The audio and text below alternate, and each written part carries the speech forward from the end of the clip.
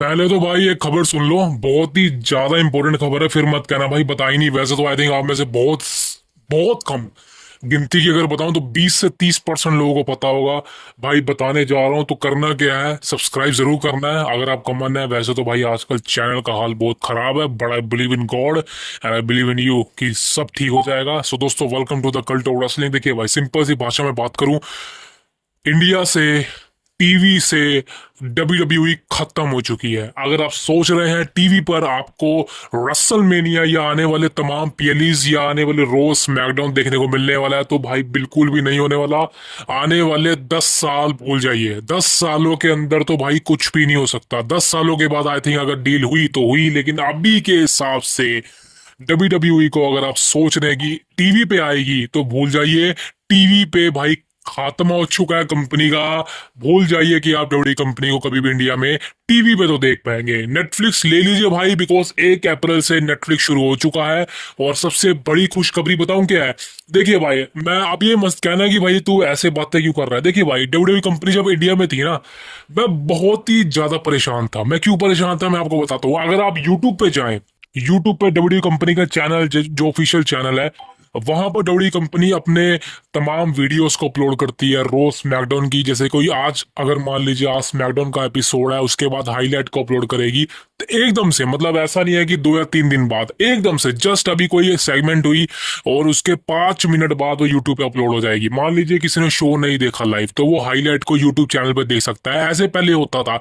लेकिन जब से डब्ल्यू कंपनी सोनी लिव के पास गई है, आई थिंक 2017-18 से, मेरे ओपिनियन से, या फिर 19-20 से, मेरे को इतना याद नहीं है क्योंकि मैंने आई थिंक सब्सक्रिप्शन नहीं ली सोनी की आज तक।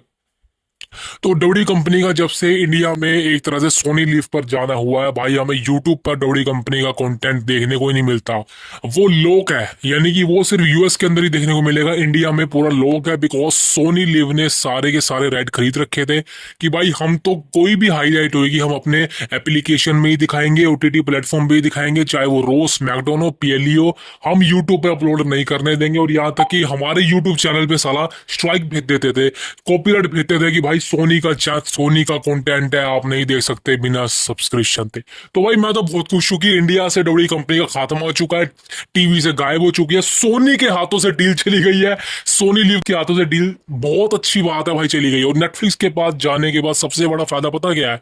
अब आप डब्ल्यू कंपनी को सिर्फ 150 रुपए में नेटफ्लिक्स की सब्सक्रिप्शन लेकर देख सकते हो भाई, उनका तमाम शो। यानी कि जब से डब्ल्यू कंपनी की शुरुआत हुई है और अभी तक रोज स्मैकडाउन के एपिसोड, जितने भी एपिसोड हुए हैं, 1500, 2000, तमाम पीएलईज तब से लेके अब तक जितने भी पीएलईज हुए हैं भाई, बहुत लाखों में संख्या है भाई तमाम मैचेस की। सारे के सारे आप 150 रुपए खर्च के भाई अपने मोबाइल पे देख सकते हो। इससे बेहतरीन बात अब बताइए कुछ होगी। साला 150 रुपए में आजकल साला एक खाने की प्लेट तक नहीं आती है, आपको भाई सब्सक्रिप्शन दे रहा है नेटफ्लिक्स और सारा का सारा कंटेंट दे रहा है। पहले डब्ल्यू कंपनी का एक ऑफिशियल एप्लीकेशन हुआ करता था, डब्ल्यू नेटवर्क, वहां पर तो भाई वो बहुत ही ज्यादा चार्ज करते थे, करीबन 1000 रुपए के आसपास। लेकिन उसके बाद पीकॉक पे गया, पीकॉक के अपने ही चोचले थे भाई, वो यूएस के अंदर चलता है, बाकी देशों में चलता ही नहीं। उसके बाद भाई इंडिया में सोनी लिव लेते, सोनी लिव पे भी भाई ज्यादा कंटेंट नहीं था डब्ल्यू कंपनी का, तमाम शोज नहीं थे, समझ लो। अब भाई फाइनली नेटफ्लिक्स पे जाने के बाद डब्ल्यू कंपनी का तमाम सारा कंटेंट वहीं पर आ चुका है। अब जाके भाई खोलो एप्लीकेशन और देखो, हो जाओ हो जाओ भाई दुनिया में उनकी। मजा आ जाएगा आपको। सारे के सारे पीएलईजी, इवन 2001 से 2002, यानी कि 1990 तक भी, जो भी आपने रोज स्मैकडाउन के एपिसोड देखने हैं, पीएलई देखने हैं भाई, जाइए नेटफ्लिक्स पर, शुरू हो जाइए, बस शुरू हो जाइए। तो इससे बेहतरीन बात कुछ नहीं हो सकती। लेकिन इसका एक सबसे बड़ा साइड इफेक्ट भाई ये भी था कि टीवी पे जो लोग देखते थे, जिन लोगों को टीवी पे देखने की आदत है डब्ल्यू कंपनी, बिकॉज भाई हम तो, मैं सही बताऊं तो भाई मैं टीवी पे चैनल पे तो देखता नहीं था। हाँ, बड़ी एलईडी लगा के, बड़ी स्क्रीन लगा के सारे पीएलईज देखता था, लेकिन वहां पर भी आपको पता है कि भाई अब वो सब बंद हो चुका है। कोई भी कंटेंट इंडिया में आप नहीं देख सकते। नेटफ्लिक्स कंपलसरी हो चुका है, और नेटफ्लिक्स का अगर आपको बड़ा प्लान चाहिए तो भाई वो बहुत ही महंगा है। तो 720 पिक्सल अगर आपको वारा खाता है, वैसे तो भाई वो भी 200 रुपए के आसपास है, तो आप ले लीजिए। लेकिन मेरे हिसाब से भाई रसल मेनिया को इग्नोर इग्नोर मत करना। रेसलमेनिया के लिए आपको भाई ये लेना पड़ेगा, मुझे भी लेना पड़ेगा। देखते हैं भाई, कोई जुगाड़ काम भी अब नहीं होने वाला, but this is a fact. आप डब्ल्यू कंपनी के ऑफिशियल यूट्यूब चैनल पर जाइए भाई, डब्ल्यू कंपनी का जो एक चैनल एक और है वोल्ट के नाम से, भाई वो भी लाइव हो चुका है, जो मर्जी देखो यार। भाई सबसे बेहतरीन बात लगी मेरे को, मैं खुद हैरान हो गया भाई। मैंने कहा यार ये मैचेस तो मैंने देखे नहीं है, मैं वीपीएन लगा के देखा करता था ये सारे मैचेस, ये बिना वीपीएन के कैसे चल रहे हैं। लेकिन भाई पता चला कि डब्ल्यू कंपनी ने सारा कंटेंट अनलॉक कर दिया है इंडिया के लिए, जो पहले लॉक हुआ करता था सोनी लीव की वजह से। सो भाई शुक्रिया करे भाई सब चीजों को, जाइए और कंटेंट देखिए, एंजॉय करे भाई। लेटेस्ट मैचेस भाई, अभी आप मान लीजिए पिछला पीएलई कौन सा गया है, चेंबर, वहां के मैचेस लाइव डले हुए हैं भाई। कुछ सोचो कि भाई इतने बड़े बड़े मैचेस को लाइव डाल दिया कंपनी ने, इससे बेहतरीन बात और क्या लोगे यार मेरे भाई। तो खुल के जाइए भाई, बवाल मचा रही है company, that is the biggest thing. अब दोस्तों बात करता हूँ नेक्स्ट अपडेट के बारे में। भाई रूसेव को कौन जानता है, जानते हो रूसेव को? 2 दिन पहले खबर डाल चुका हूँ कमेंट्री टैब पर कि भाई रूसेव ने साइन कर लिया डब्ल्यू कंपनी के साथ। आई नो सबको पता चल चुका होगा, ये खबर फैल चुकी है भाई, मक्खन की तरह खबर चिपक चुकी है। अब रूसेव को भाई सब लोग जानते ही हैं, कमाल का एथलीट है, कमाल का सुपरस्टार हुआ करता था, लेकिन उसके बाद रूसेव के साथ थोड़े प्लान चेंज हुआ कर रहे, एंड देन फिर आप सबको पता है कंपनी से रिलीज कर दिया गया, एंड देन फिर समझ लो। लेकिन भाई आप जानते हैं कि रूसेव बहुत कमाल का सुपरस्टार है। इवन रूसेव का जो रन था 2014 और 2015 भाई बवाल था। 2014 और 15 का रन तो मैं ये कहना चाहता हूँ भाई, वो बंदा ब्लास्टर था। अब मैं ये तो नहीं सोचता कि वो रन दोबारा वापस आ सकता है। अगर आप सोच रहे हैं कि रूसेव का वो रन वापस आएगा तो भाई भूल जाइए। रूसेव एडब्ल्यू कंपनी में गया था, वहां पे मीरो के नाम से काम कर रहा था, लेकिन वो ज्यादा कामयाब नहीं हो पाया। लेकिन अब फाइनली रूसेव वापस आने वाला है कंपनी के अंदर। अब देखते हैं भाई रूसेव के क्या प्लान होने वाले हैं, बट रेसलमेनिया के बाद ही आने वाला है मेरे ओपिनियन से। रो आफ्टर रेसलमेनिया में भाई अलिस्टर ब्लैक आने वाला है, रूसेव आने वाला है, मेरे ख्याल से भाई और भी बड़े सुपरस्टार आने वाले हैं जो कंपनी से चले गए थे। That is the biggest thing. अब दोस्तों बात करता हूँ नेक्स्ट अपडेट के बारे में। पेज को कौन जानता है? पेज को भाई सभी जानते हैं। पेज एक कंट्रोवर्शियल डिवा रही है, चाहे किसी भी चीज के बारे में बात कर लो पेज के बारे में। वैसे पेज के बारे में कभी डॉक्यूमेंट्री लेके आऊंगा मैं, मजा आ जाएगा आपको, see you then. But right now page भी भाई कंपनी में वापस आने वाली है। जी हाँ दोस्तों, कंफर्म बता रहा हूँ, पेज का ईडब्ल्यू कंपनी से खत्म हो चुका है। अब पेज फाइनली आने वाली है वर्ल्ड रेसलिंग एंटरटेनमेंट में, रिटर्न करने वाली है।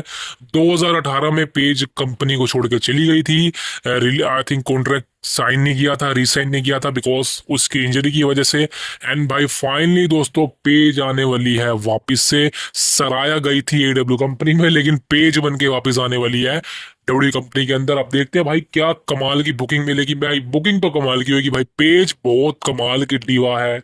मैं सिर्फ ये कहना चाहता हूँ भाई, अच्छी तरह बुकिंग मिले तो ये कमाल कर सकती है। सही कहना चाहता हूँ भाई, कमाल कर सकती है। अब दोस्तों बात करता हूँ नेक्स्ट अपडेट के बारे में। ये है the best in the world CM पंग एंड पॉल हेमन के बारे में। अब देखिए आप जानते हैं कि ये दोनों कंपनी के लिए कितना इंपॉर्टेंट है। जहां सीएम पंग और पॉल हेमन एक साथ आ गए भाई, समझ लो बॉक्स ऑफिस फट जाएगा। अगर आपको नहीं पता, 2012 और 2013 के दशक में भाई ये दोनों साथ काम करते थे, और सही कह रहा, बॉक्स ऑफिस फाड़ दिया था इन दोनों ने। यहां तक कि भाई अंडरटेकर वर्सेस सीएम पंक का मैच हुआ था, आपको याद होगा, रेसलमेनिया 29 के अंदर। वहां पे भाई सीएम पंक ने टेकर को डाउन कर दिया था भाई। सोचो आप, सीएम पंक की वो फ्यूड देख लो भाई अंडरटेकर के साथ, सीएम पंक की प्रोमो देख लो, फाइटें देख लो भाई। सही में कहना चाहता हूँ भाई, ये मत समझना तारीफ कर रहा है, सीएम पंक अगर कंपनी में ना आया, वापसी आया होता भाई, इतना बड़ा स्ट्रोक ना खेलता master stroke triple H. The best in the world की वजह से सब पॉसिबल हुआ पा रहा है। And I know this is the biggest thing because WrestleMania में भाई पॉल हेमन दोबारा से रीयूनाइट होने वाला the best in the world के साथ। अब बहुत से लोग कह रहे हैं कि भाई सेथ रोलिंस के साथ पॉल हेमन जाने वाला, भाई ऐसा बिल्कुल भी नहीं होने वाला।